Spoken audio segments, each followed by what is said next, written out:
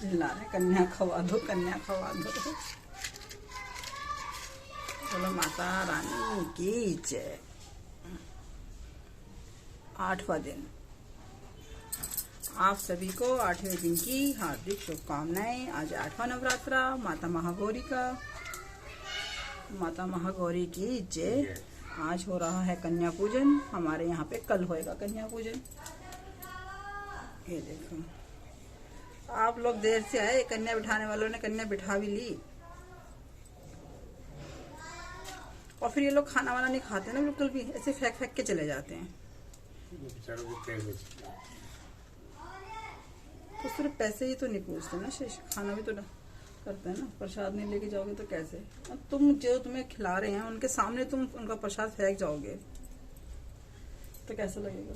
बेकार लगेगा।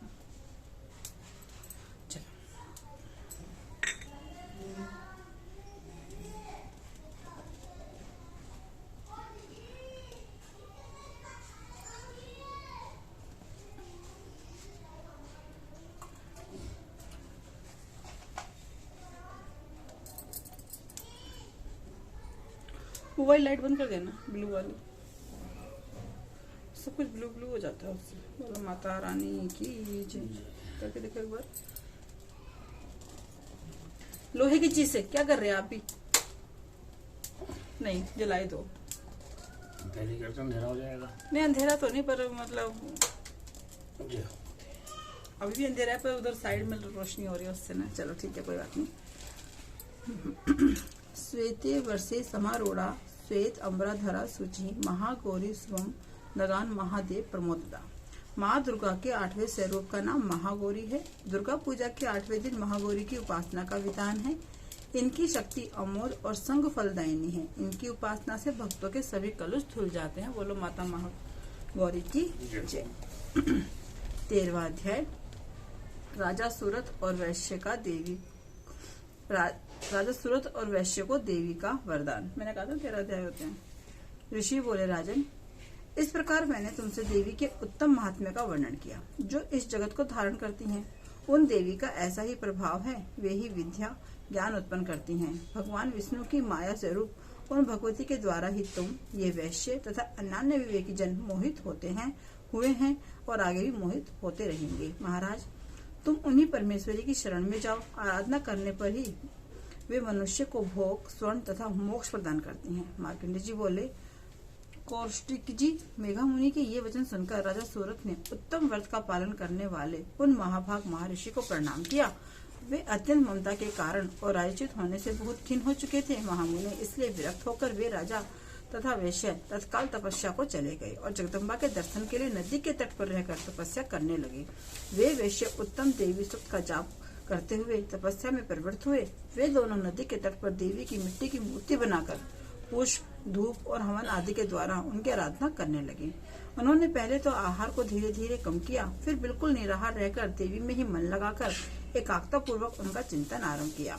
वे दोनों अपने शरीर के रक्त से बलि देते हुए 3 वर्षों तक लगातार संयम पूर्वक आराधना करते रहे। इस पर प्रसन्न होकर जगत को धारण करने वाली चंडिका देवी ने प्रत्यक्ष दर्शन देकर कहा। देवी बोले, राजन तथा अपने कुल को आनंदित करने वाले वैश्य, तुम लोग जिस वस्तु की अभिलाषा रखते हो वह मुझसे मांगो, मैं संतुष्ट हूँ।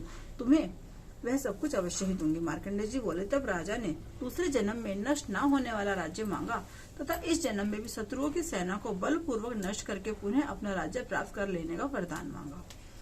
वैश्य का चित्त संसार की ओर से खिन्न एवं विरक्त हो चुका था, अतः उन्होंने अहंता रूपी आसक्ति का नाश करने वाला ज्ञान मांगा। देवी बोले, राजन, तुम थोड़े ही दिनों में शत्रुओं को मारकर अपना राज्य प्राप्त कर लोगे। अब वहाँ तुम्हारा राज्य स्थिर रहेगा।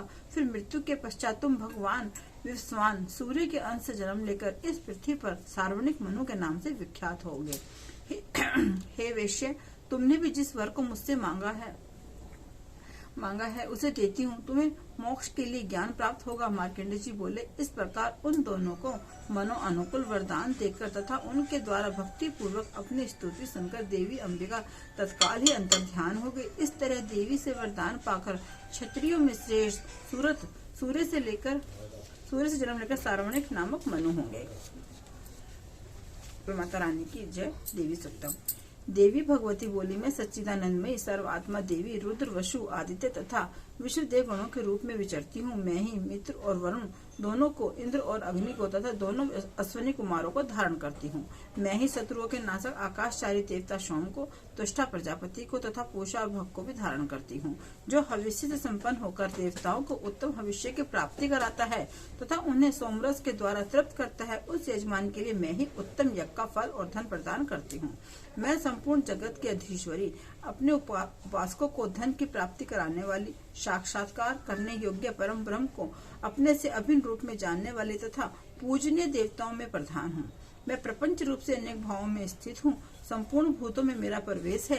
अनेक स्थानों में रहने वाला देवता, जहाँ कहीं जो कुछ भी करते हैं वह सब मेरे लिए ही करते हैं। जो अन्न खाता है वह मेरी शक्ति से ही खाता है, क्योंकि मैं ही भोगता शक्ति हूँ। इस प्रकार जो देखता है, सांस लेता है तथा जो कही हुई बात सुनता है वह मेरी ही सहायता से उक्त सब कर्म करने में समर्थ होता है। जो मुझे इस रूप में नहीं जानते वे न जानने के कारण ही दीन दशा को प्राप्त होते हैं। हे भूषित, मैं तुम्हें श्रद्धा से प्राप्त होने वाला ब्रह्म तत्व का उपदेश करती हूँ, सुनो। मैं स्वयं ही देवताओं और मनुष्यों द्वारा सेवित इस दुर्लभ तत्व का वर्णन करती हूँ। मैं जिस मनुष्य की रक्षा करती हूँ उसको सबकी अपेक्षा अधिक शक्तिशाली बना देती हूँ। उसी को सृष्टिकर्ता ब्रह्मा, परोक्ष ज्ञान संपन्न ऋषि तथा उत्तम मेघा शक्ति से युक्त बनाती हूँ। मैं ही ब्रह्मद्वेषी हिंसक असुरों का वध करने के लिए रुद्र के धनुष को चढ़ाती हूँ। मैं ही शरणागत जनों की रक्षा करने के लिए शत्रुओं से युद्ध करती हूँ तथा अंतर्यामी रूप से पृथ्वी और आकाश में व्याप्त रहती हूँ।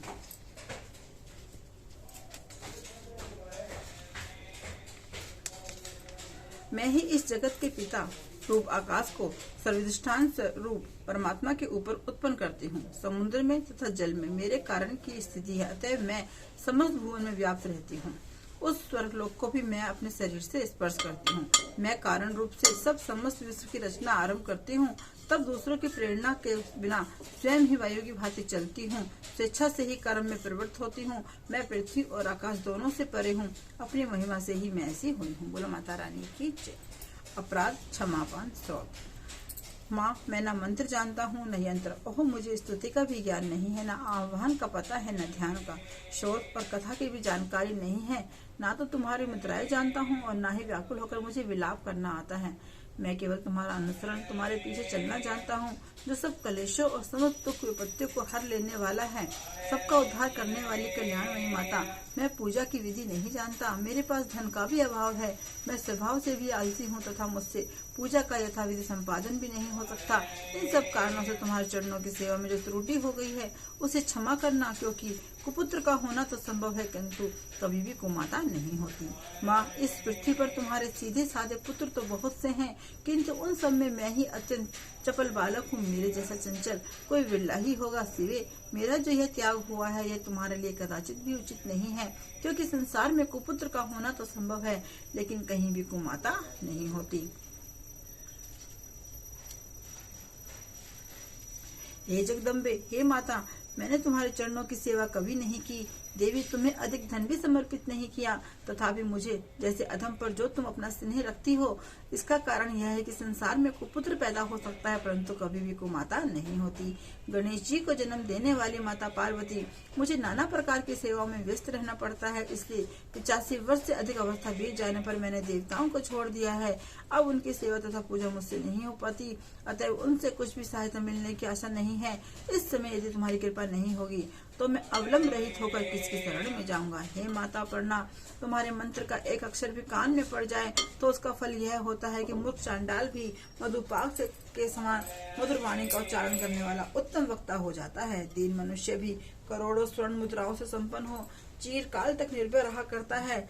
जब मंत्र के एक अक्षर के श्रवण से ऐसा फल है तो जो लोग विधि पूर्वक जप में लगे रहते हैं उनके जप से प्राप्त होने वाला उत्तम फल कैसा होगा, इसको कौन मनुष्य जान सकता है। हे भवानी, जो अपने अंगों में चिता की राख भभूत लपेटे रहते हैं, जिनका विष ही भोजन है, जो दिगंबर हैं, मस्तक पर जटा और कंठ में नागराज वासुकी को हार के रूप में धारण करते हैं तथा जिनके हाथों में कपाल शोभा पाता है। ऐसे भूतनाथ पशुपति भी जो एकमात्र जगदीश की पदवी धारण करते हैं, इसका कारण यह है कि यह महत्व उन्हें कैसे मिला। यह केवल तुम्हारे पाणी ग्रहण की परिपाटी का ही फल है। तुम्हारे साथ विवाह होने से ही उनका महत्व बढ़ गया है।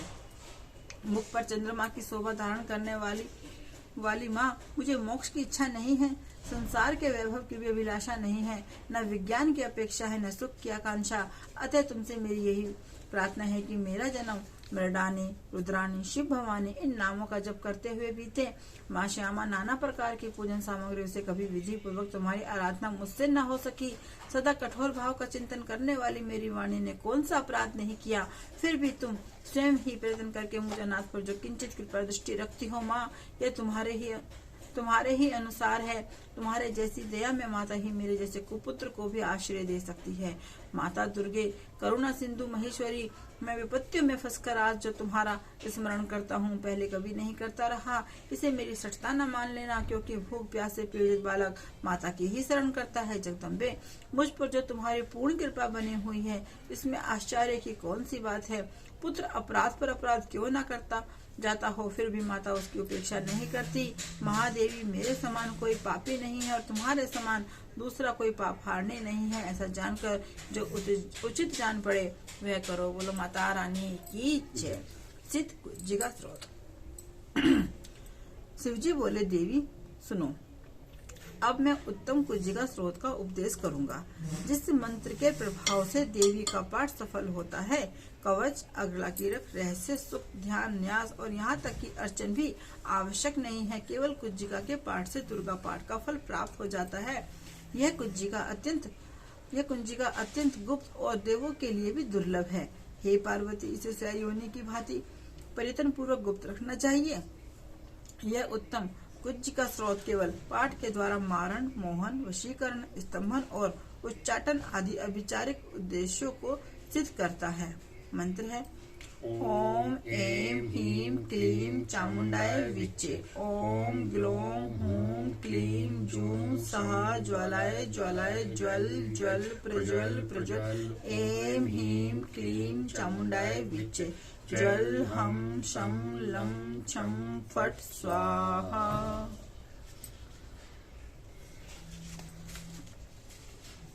एक ही बात तो बोलो बस ना। नहीं, ये तो आज तो है सारा। हे रुद्र स्वरूपनी, तुम्हें नमस्कार है। मधु दैत्य को मारने वाली तुम्हें नमस्कार है। कैडव विनाशनी को नमस्कार। महिषासुर को मारने वाली देवी तुम्हें नमस्कार। शुंभ का हनन करने वाली और निशुंभ को मारने वाली देवी तुम्हें नमस्कार है। हे महादेवी, मेरे जप को जागृत और सिद्ध करो। अहंकार के रूप में सृष्टि स्वरूपनी, हेम के रूप में सृष्टि का पालन करने वाली, क्लीम के रूप में काम रूपनी तथा अखिल ब्रह्मांड की बीज रूपनी देवी तुम्हें नमस्कार है। चामुंडा के रूप में चंड विनाशनी और यकार के रूप में तुम वर देने वाली हो। विच्चे रूप में तुम नित्य ही अभय देती हो। इस प्रकार ऐं ह्रीं क्लीं चामुंडाय विच्चे तुम इस मंत्र का संपूर्ण स्वरूप हो। धाम धीम धूम के रूप में धुर्जटी शिव की तुम पत्नी हो। वाम वीम वूम के रूप में तुम वाणी की अधीश्वरी हो। क्राम क्रेम क्रीम क्रूम के रूप में कालिका देवी। शाम शीम शूम के रूप में तुम मेरा कल्याण करो। हूम हूम हुंकार स्वरूपणी। जम जम जम जमनाशिनी। भ्राम भ्रीम भ्रूम के रूप में हे कल्याणकारिणी भैरवी भवानी तुम्हें बारंबार प्रणाम है। अम कम चम टम तम पम यम शम वीम द्वेम एम वीम हम शम द्विजरागम द्विजरांगम। इन सबको तोड़ो और दीप्त करो स्वाहा। पाम पीम पूम के रूप में तुम पार्वती पूर्णा हो। खाम खीम खूम के रूप में तुम खेचरी आकाश चारणी अथवा खेचरी मुद्रा हो। शाम शीम श्रूम स्वरूपने सब सती देवी के मंत्र को मेरे लिए सिद्ध करो। यह कुंजिका स्रोत मंत्र को जागृत करने के लिए है। इसे भक्तिहीन व्यक्ति को नहीं देना चाहिए। हे पार्वती, इसे गुप्त रखो। हे देवी, जो बिना कुंजिका के सब सती का पाठ करता है उसे उसी प्रकार सिद्धि नहीं मिलती जिस प्रकार वन में रोना निरर्थक होता है। नवरात्रों में कन्या पूजन। हे देवी दुर्गा के भक्तों, देवी की प्रसन्नता के लिए नवरात्रि में अष्टमी अथवा नवमी के दिन कुमारी कन्याओं को खिलाने का विधान है। इन कन्याओं की संख्या 9 हो तो अति उत्तम है, नहीं तो 2 कन्याओं से भी काम चल सकता है। कन्याओं की आयु 2 वर्ष से लेकर के 10 वर्ष से अधिक नहीं होनी चाहिए। 2 वर्षीय कन्या को कुमारी, 3 वर्षीय कन्या को त्रिमूर्ति, 4 वर्षीय कन्या को कल्याणी, 5 वर्षीय कन्या को रोहिणी, 6 वर्षीय कन्या को कालिका, 7 वर्षीय कन्या को चंडिका, 8 वर्षीय कन्या सांभवी, 9 वर्षीय कन्या दुर्गा तथा 10 वर्षीय कन्या सुभद्रा मानी जाती हैं। इनको नमस्कार करने के मंत्र निम्नलिखित है। कोमाट्याय नमः, त्रिमूर्तये नमः,